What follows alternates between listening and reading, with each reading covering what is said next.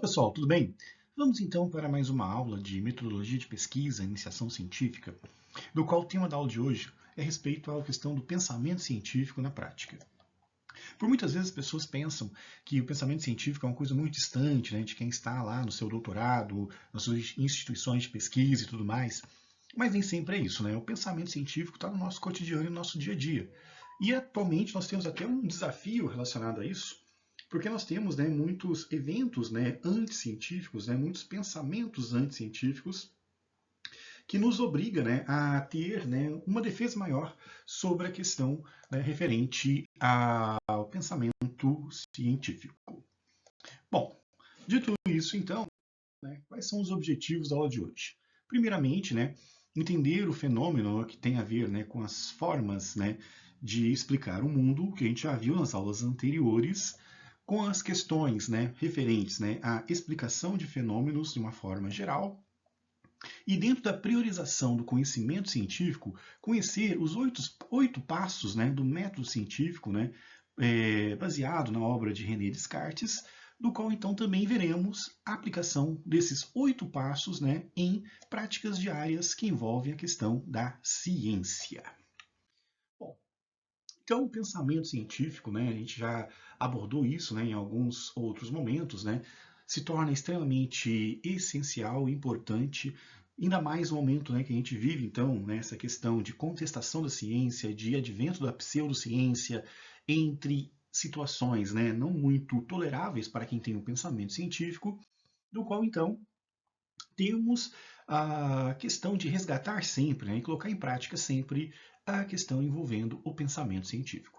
Então, o modo de pensar cientificamente, né, podemos dizer que foi desenvolvido, né, pela questão do pensamento cartesiano, né, um legado de René Descartes, do qual não é algo, né, inteiramente comum, né, então não é algo do pensamento corrente, como a gente viu em aulas passadas, né, muito relacionado a questão e a necessidade de você ter provas contundentes e métodos, né, para reforçar, né, a credibilidade das provas.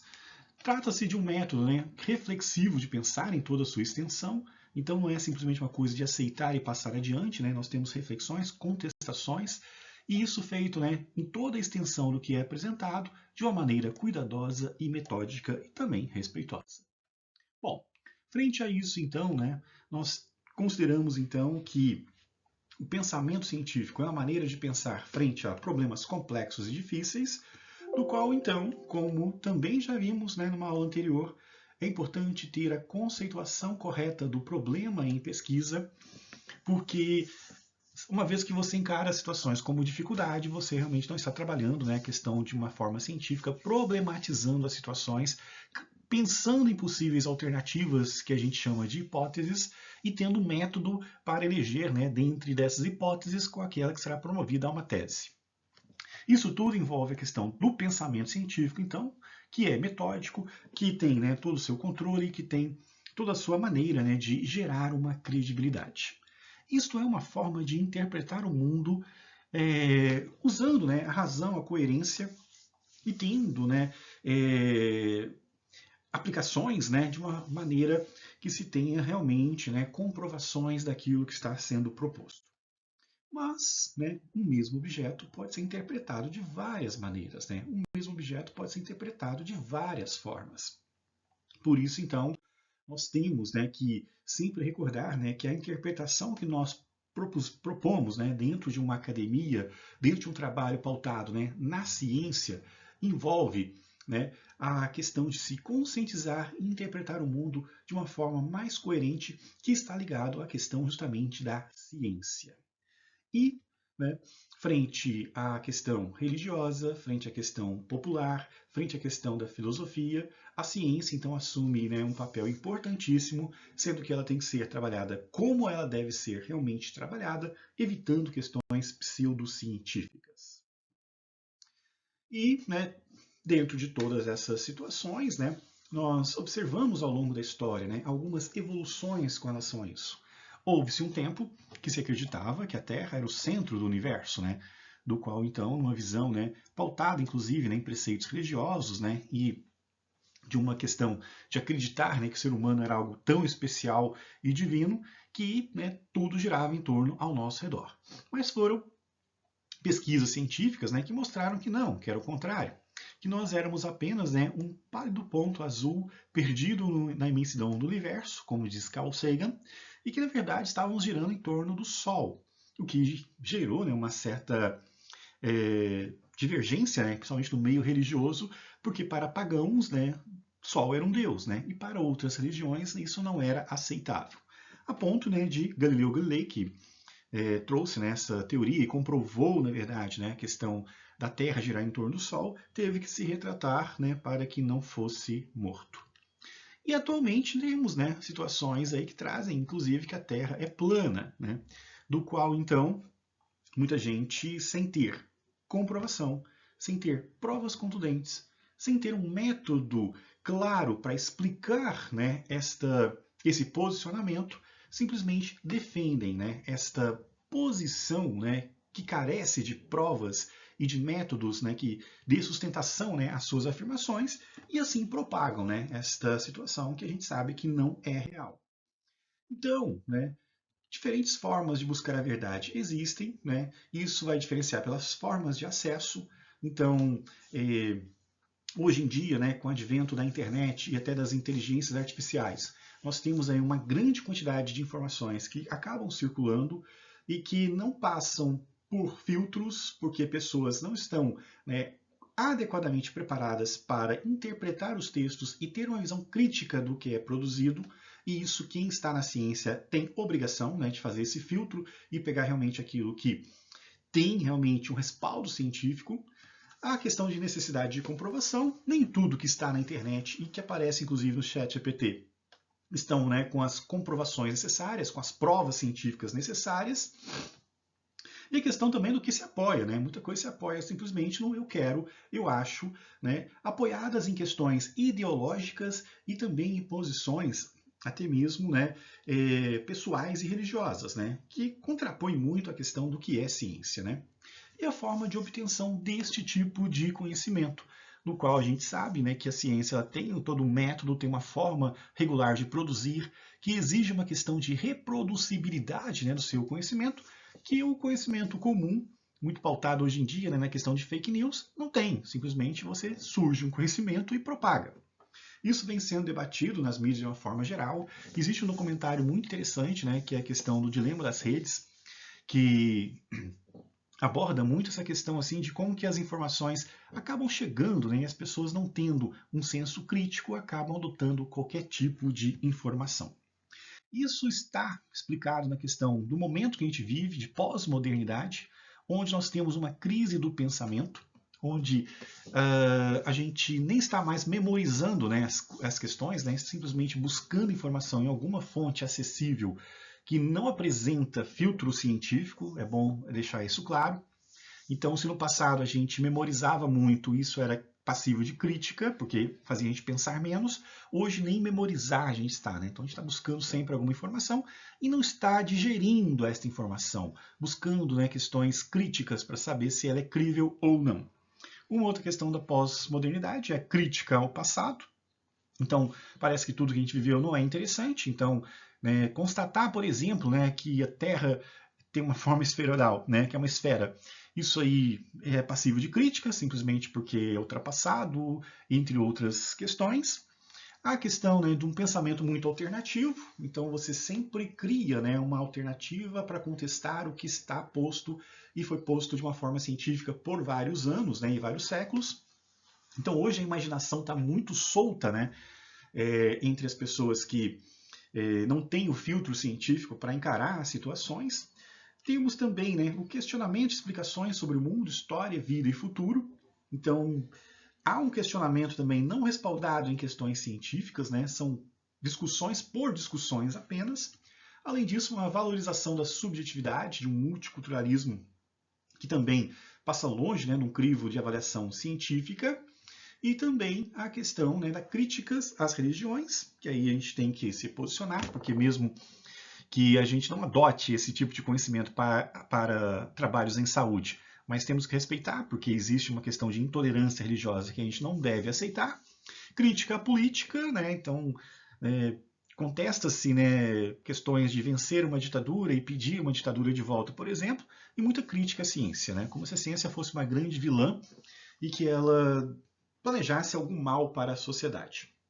Isso tem um nome, isso chama-se pós-verdade, que é definido, né, como um conjunto de informações que, né, sem, né, fundamento, são propagados de maneira repetitiva como se fossem verdadeiros, né?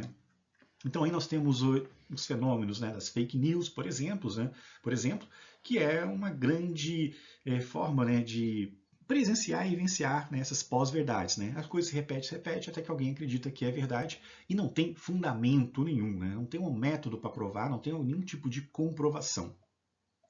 Então, um contexto que desvaloriza a verdade objetiva, que é comprovada pelos fatos, né, e aceita-se qualquer coisa, né, nesse tipo de manifestação e comunicação baseado no que a gente chama então de pós-verdade. Olha, se a pessoa quer acreditar que a Terra é plana, se a pessoa quer acreditar que o homem não foi na Lua e tiver 1000 teorias a respeito, tudo bem. Mas o problema é quando a coisa desanda, né? E nesse processo, né, do qual a gente contesta até mesmo que Descartes deixou de grande legado para a gente, que é a questão do penso, logo existo. E a gente entra numa questão, né, de acredito, logo estou é certo, né, no qual se tornamos muito alienados, né, em nossas crenças pessoais, ideológicas, entre outras, no qual a gente não tem nenhum senso crítico decente, né, no qual essa charge mostra, né, que mesmo com o alerta de uma notícia ser falsa, né, a pessoa muito individualista, que é outra característica da pós-modernidade, né, contesta a falsidade porque ela quer que seja exatamente como ela pensa, né, ou seja, né, você não tem um filtro crítico, né, você simplesmente gostou, adota e é verdade para você, que a área da saúde fica comprometida. Então, ter dúvidas sobre o homem foi à Lua ou tipo de forma que a Terra é até um pouco tolerável. Agora, a gente não pode tolerar quando nós temos situações em que pais deixam de vacinar seus filhos por causa, né, de propagações indevidas que associam, por exemplo, vacina à ocorrência de autismo, que veio de um estudo muito mal elaborado, que não era clínico, era um estudo observacional para tentar entender algum fenômeno, e que, pelo analfabetismo, né, científico, né, da grande maioria, acabou sendo propagado como se fosse uma verdade, e muitos aceitaram.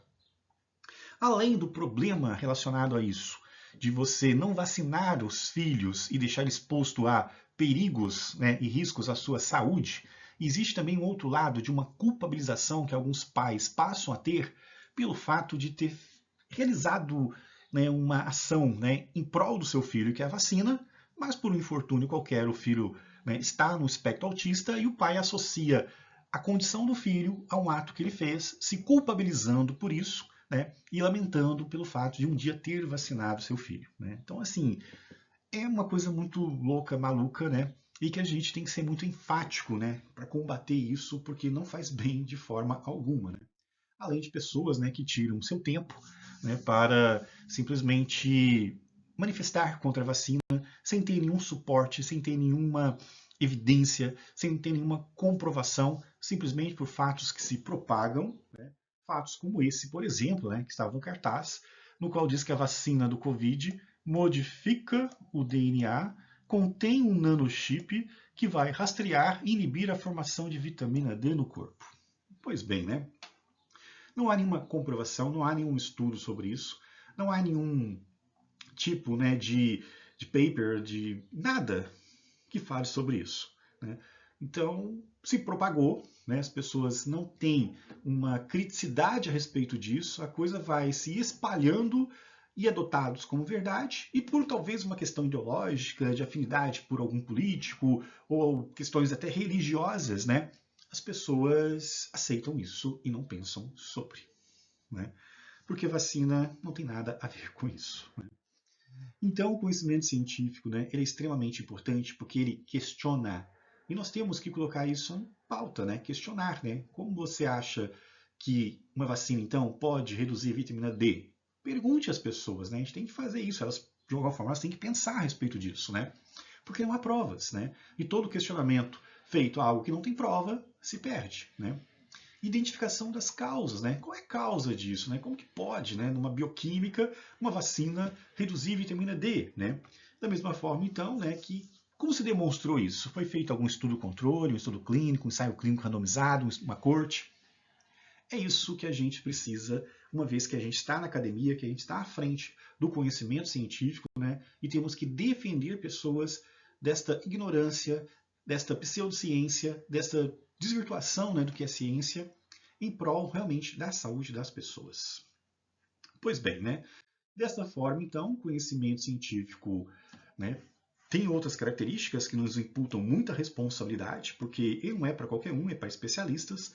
Então, nós temos uma função educativa de divulgação e popularização da ciência, né, de forma a fazer com que pessoas, principalmente a futura geração, né, seja mais crítica em termos científicos. Temos também que entender que é algo programado, sistemático, metódico, organizado, que se obtém através de uma formação, né, que ocorre nos bancos das universidades, nas pesquisas das universidades, nas extensões feitas na universidade. É crítico, rigoroso, objetivo e causal, né? Então ele questiona, e o questionamento faz parte, né? São as perguntas que movem o mundo, não é o conhecimento, já dizia um filósofo há muito tempo atrás. E é resultado obtido, né, como verdade científica até que prova o contrário. Nós não temos certeza, né, acreditamos que há algo mais próximo da verdade. Essa hipótese que vira uma tese é algo que está mais próximo da verdade, mas se alguém apresentar um contraponto, né, a gente reconsidera e, né, adotando algo apresentado de uma forma metódica, com um bom método e com boas provas, a gente muda a nossa posição, natural, né? Não há problema quanto a isso, porque a ciência é soberana aos nossos quereres e nossos desejos. Então, o método científico ele existe, né, para mostrar que o senso comum não funciona, porque não existe método para o conhecimento popular senso comum.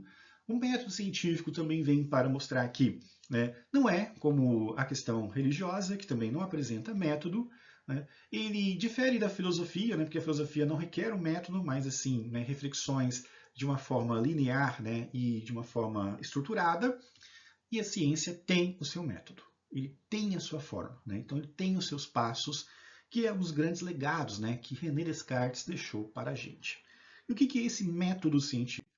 Esse método científico é composto basicamente de 8 etapas, do qual, então, a primeira etapa é uma situação observada, que é a temática, né, que é geralmente vinculado a uma dificuldade que a gente viu na aula passada. Não é o problema, né? É uma dificuldade que você percebe, é um assunto que te interessa, é algo que te chama atenção, que a gente fala, então, né, situação observada.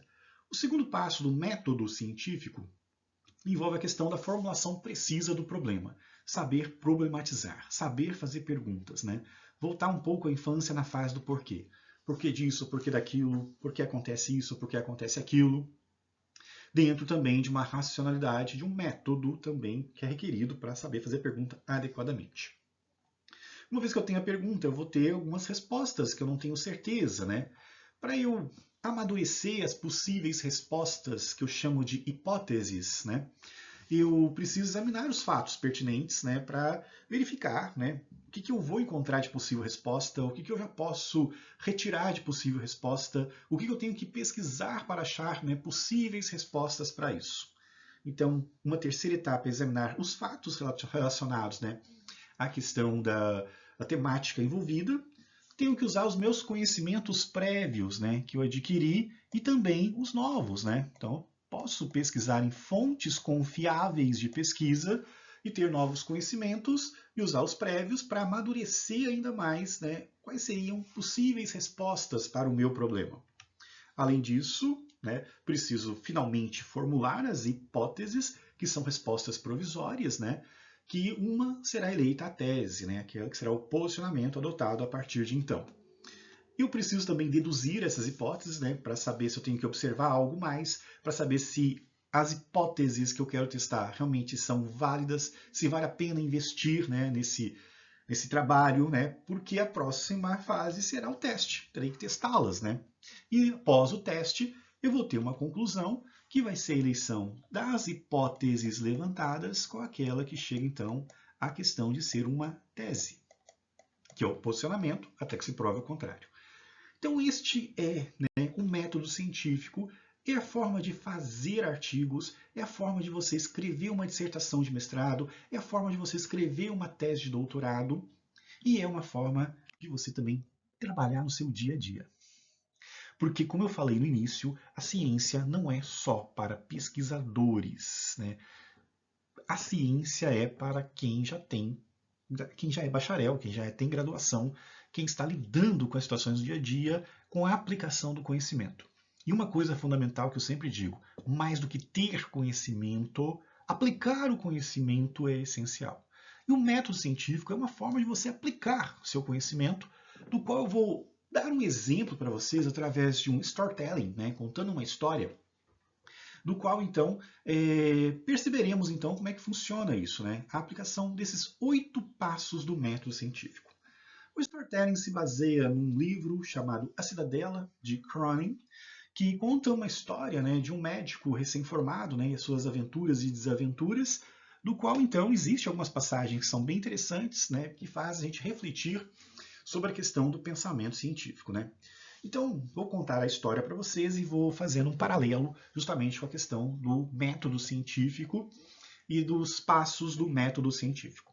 Então, a história, né, se gira em torno, né, de Andrew Madison, um jovem médico, né, que tinha sido empregado, né, como assistente do Dr. Bramwell. Na verdade, é como se fosse uma residência nessa época, né, e o Dr. Bramwell seria o seu preceptor. Aí aconteceu de um certo dia, né, que o Andrew recebeu a mensagem do seu preceptor, o Bramwell, pedindo que ajudasse a certificar que Hermes, né, um amigo em comum, inclusive deles, né, estava com um problema de saúde. E esse problema de saúde era o seguinte, né, ele estava alienado e perigoso. Né? Como assim? Né? Mudou o seu comportamento. Esse Hermes, que sempre foi tido como uma pessoa ajustada, né, com boa cognição, estava doente e fora de si há 3 semanas. Na noite anterior, ficou violento e atacou a sua mulher com uma faca. Bom, nessa altura deste capítulo, deste livro, né, algumas questões foram levantadas a respeito desse comportamento do Sr. Hermes. Um deles era que ele estava possuído por demônios, né? E um padre foi inclusive chamado para realizar o exorcismo e não deu certo. Na sequência, né, a vizinhança comentou que poderia ter sido um caso de adultério, né, e que ele estava simplesmente, né, fazendo um ajuste, né, com a esposa adúltera, na visão machista da época, obviamente, né, que esse século passado. Outros acreditavam que ele estava usando substâncias proibidas, drogas, né? E outros comentários diziam que ele estava, né, tendo um momento talvez encadeado por um estresse e vivendo, né, um estresse pós-traumático. Então tinha várias opções, né? E na visão de Andrew, ele pensou que poderia ser talvez uma esquizofrenia ou até mesmo um estresse pós-traumático, alguma coisa associada, né? Bom, na sequência então deste conto, né, desse capítulo, né, e o Dr. Andrew então ele vai visitar, né, o Hermes e quando ele chega no quarto dele, quase o não reconhece. Aqui ressalto a importância da observação que o pesquisador tem que ter, seja ele da bancada, seja ele na epidemiologia, seja ele no seu dia a dia de trabalho atendendo um paciente. Ele não o reconheceu e anotou algumas coisas que o chamou a atenção. Né? Então, a observação é fundamental, né? O exame de fatos pertinentes é fundamental. E o que ele observou no caso? Né? O rosto inchado, né, que o paciente estava, e a pele dita como cor de cera, ou seja, ele estava muito pálido. Então ele tinha um rosto inchado e estava pálido. Né? Daí o Andrew, né, tenta conversar com o Sr. Hermes. No início, né, esse paciente murmura uma resposta incompreensiva e depois, fechando os punhos, né, tenta bater no médico. Né? O médico então se defende, se afasta e percebe que a coisa era bem complicada. Né? Nessa altura, novamente, estavam procurando um outro padre exorcista, estavam especulando o que a mulher tinha feito, né, estavam tentando verificar se ele tinha frequentado algum lugar e usado drogas, enfim, N situações. Mas Andrew, que era cético e buscava a ciência para compreender as coisas, né, foi adiante na sua investigação.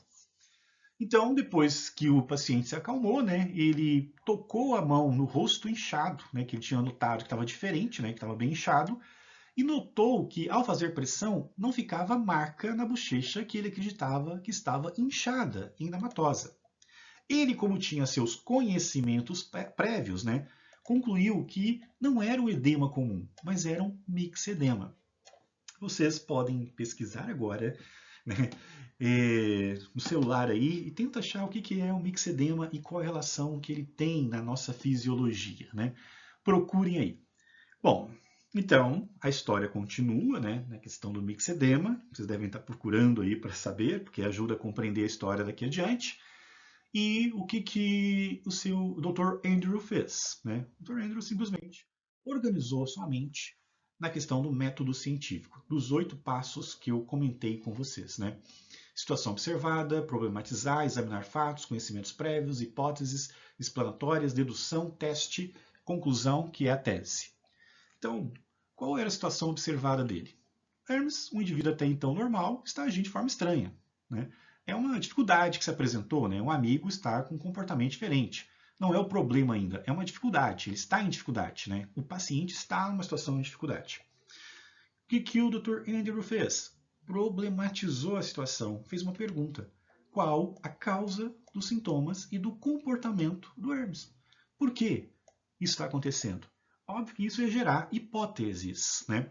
E algumas hipóteses já tinham sido levantadas, né? Do qual, então, possessão demoníaca, uso de drogas, estresse pós-traumático, né? Problemas com a esposa, né? E a própria esquizofrenia, que não estavam batendo e não estavam fechando, né? Porque ele examinou e viu a questão do rosto inchado, né? E percebeu também que pela idade que o Hermes tinha, já não seria tão comum ele ter, né, um início de um processo de esquizofrenia, que geralmente acontece com pessoas mais jovens, e o Hermes tinha lá mais de 30 anos, né? Então, tudo focou nessa observação, né, desse rosto inchado, né, e que não reagia à pressão ao seu dedo, não ficando marca, né, mostrando que não era um edema comum, né, era esse tal de mixedema, que vocês devem aí já ter pesquisado e visto que tem relação, né, com uma glândula específica do nosso corpo humano. Daí então ele tinha os seus conhecimentos prévios, né? Se ele não tivesse, ele teria que buscar, né, em artigos, né, científicos para compreender melhor. Normal. Daí então ele viu que o mixedema, né, era caracterizado pela deterioração mental e inchaço não edematoso. Então existia uma relação do mixedema com a questão da perda da função mental, né, da perda da função cognitiva. Então, não se tratava realmente de uma situação, né, que não fosse relacionada ao mixedema apresentado. Então, o mixedema tinha algo a ver, né? E daí, então, né, o mixedema tem a ver com atividades na função da tireoide. Para quem não achou, já dou spoiler aqui. E dentre as hipóteses levantadas, né, podendo ser esquizofrenia ou estresse pós-traumático, que seriam as mais aceitáveis do ponto de vista científico, né, descartando a questão de ter uma possessão demoníaca, entre outros, ele ligou fatos 3 e 4, né, e viu que uma hipótese poderia destacar, né, porque o mixedema se encaixava e poderia ser mais uma das hipóteses, além do estresse pós-traumático e além da questão da esquizofrenia. Só que ele precisava deduzir e ver se essa hipótese valia a pena ou não. E o que ele concluiu, né? Esquizofrenia descartada na dedução, porque o paciente tinha mais de 30 anos, a esquizofrenia aparece de 20 a 25 anos, né? A questão do estresse pós-traumático, ninguém notou nada diferente. A questão do uso de substâncias, né? Ninguém comentou nada, mas poderia ser solicitado um exame toxicológico nesse paciente. Mas tudo levava a crer que a vida dele estava normal, até porque droga também não levava ao inchaço que ele observou. E ele, observando então, né, e insistindo na questão do mixedema, sentiu a necessidade de observar mais coisas relativas ao mixedema. Então ele também observou que no mixedema a pele fica ressecada, o paciente estava, né? A pele fica áspera, o paciente estava, e os dedos espatulados, né? Dificuldade da mão fechar, também estava ali presente. Então, ele, diante das hipóteses, né, ele poderia fazer vários testes, inclusive, né? Poderia chamar um outro exorcista, poderia, né, conversar com a esposa para pressioná-la para saber se havia acontecido alguma coisa, Poderia talvez ir na literatura, saber de casos, né, de esquizofrenia tardia, enfim, né? Mas ele, na sua organização, sua atividade, foi primeiro na hipótese que ele achou que era mais provável ser testada, que era a questão do mixedema e sua relação com o hipotiroidismo. Então ele propôs um tratamento com com extrato, né, de tireoide. E esperou o resultado, porque até então era um teste da hipótese. A hipótese dele era o quê? Ele tinha uma hipótese de que o paciente estava então com problemas na tireoide que levavam ao mixedema e que estava causando problemas mentais. Se com extrato de tireoide ele melhorasse, né, esta hipótese seria promovida à tese e estaria tudo resolvido, relação causa-efeito resolvido. No decorrer do livro, né, o paciente teve melhoras. Então, se comprovou. Então, gente, isso aí vale para qualquer atividade profissional que vocês tenham frente a um paciente. Né? Qualquer atividade que vocês tenham, né, trabalhando numa indústria, trabalhando no hospital, né? Não precisa ser exatamente clínico assim, mas qualquer situação problematiza e vai atrás seguindo esses passos. Né? Ajuda bastante. E diante disso, então, né, trago uma outra situação para ilustrar para vocês, né, que era aqui no Brasil, né, uma população de idosos que apresentavam tonturas começaram a apresentar tremores nos membros semelhantes à doença de Parkinson. Isso aqui seria um problema? Não. Isso aqui é uma dificuldade. Né? Eu teria que problematizar isso aqui e fazer uma pergunta. Qual a relação entre essas tonturas e a questão da manifestação do Parkinson? Eu poderia ver dessa forma. Teria que ser um bom observador, né? Que tonturas são essas, né? Ir atrás, descobrir que essas tonturas são labirintite. Ir atrás e ver, né? Que Parkinson é esse, né? É um Parkinson clássico? Não, o paciente tinha características que não fechavam o diagnóstico do Parkinson, mas tremiam também. Então, qual era a idade média, né? Que medicações eles tomavam para esse fim? Então, tudo isso tem que ser feito, né? E é um papel. Isso não está no ChatGPT, gente. Isso aí não está em livro. Isso aí é habilidade que a gente tem que desenvolver. Então, observei a situação, formulo o meu problema, né? Então, por que as pessoas, né, que estão tendo labirintite estão também tendo Parkinson? Os fatos pertinentes, idade, medicação que usa, né, entre outras. Conhecimentos prévios, né? Medicação, né? Cinarizina é um medicamento cujos efeitos adversos é causar tremores, né? Então, crio uma hipótese do qual a medicação está causando efeito adverso tremores e as pessoas estão fazendo o trabalho errado, achando que é Parkinson. Na verdade, só trocar uma medicação pela outra resolveria. Dedução da hipótese é estudar, né, clinicamente essa relevância. Testar a hipótese, trocar a cinarizina, que é o medicamento em questão, por um outro medicamento. Se melhorou, a hipótese é promovida à tese. Isso foi o que aconteceu nesse trabalho, né, que foi depois publicado, né, onde o remédio contra a tontura induz a falso Parkinson, linguagens comuns, né, porque é um jornal de circulação normal. Óbvio que o artigo tinha uma linguagem mais apropriada para o termo científico, onde, né, os medicamentos em questão, né, causavam esses tremores que foram erroneamente identificados como Parkinson. Trocando as medicações por uma outra que não tem esse efeito adverso, resolve a labirintite e não causa esse problema. Aqui, então, é um exemplo de aplicação, tá, gente? E mais adiante, então, né, nós temos aqui uma outra situação, que essa aconteceu, né, e eu presenciei, inclusive, que era uma situação de pacientes diabéticos tipo 1 de uma determinada comunidade, de uma cidade no interior de Santa Catarina, estavam apresentando dificuldades no controle glicêmico, principalmente os insulinos dependentes da idade mais avançada e que aplicavam sozinho. É um problema? Não. Isso aqui é uma dificuldade. Eu tenho que problematizar. Qual o motivo dessa população não controlar a sua diabetes usando insulina? Na dedução da hipótese, né, já vi que não era problemas de aplicação e nem de guarda, né? Então eles aplicavam corretamente, né, e guardavam também corretamente, né, as insulinas como deveria. Então tem um mistério aqui a ser investigado. Daí então seguir, né, os passos. E este é o exercício para vocês fazerem, para a gente discutir na próxima aula presencial.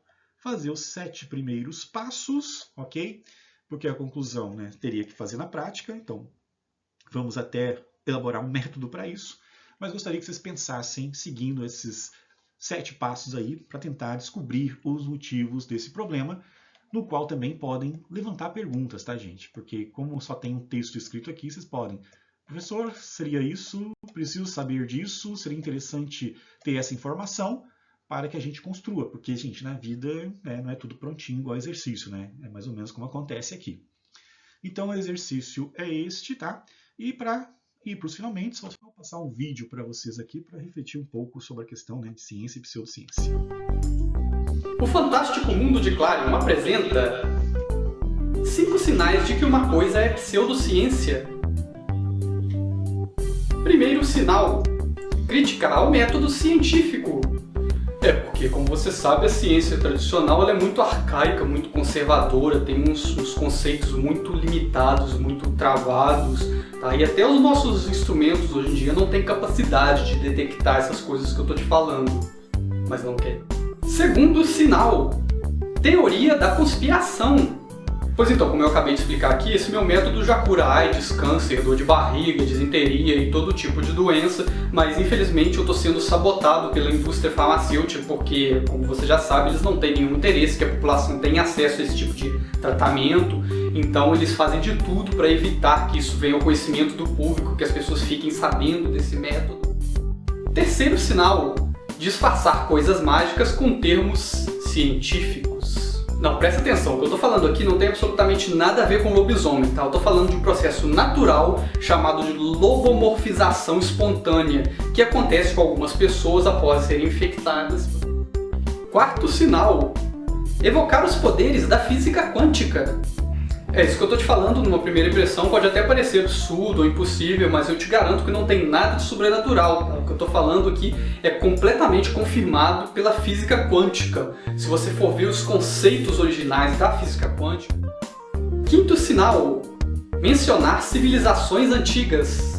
Pois é, porque esse método não foi eu que criei, tá? Eu só desenvolvi, mas na verdade ele é baseado na sabedoria ancestral oriental, tá? Vem desde a civilização babilônica, foi muito usado pelos egípcios, tá? Os orientais todos conhecem essa técnica, é uma coisa muito bem desenvolvida ao longo dos milênios da humanidade e hoje a gente está trazendo aqui. Não seja feito de trouxa. Bom, e com esse recado final, então, a gente termina a aula aqui. Qualquer coisa, fico à disposição de vocês. É só entrar em contato, seja pelo WhatsApp, seja por e-mail, né, que resolveremos, então, as questões. Tá bom, gente? Um forte abraço, até a próxima aula.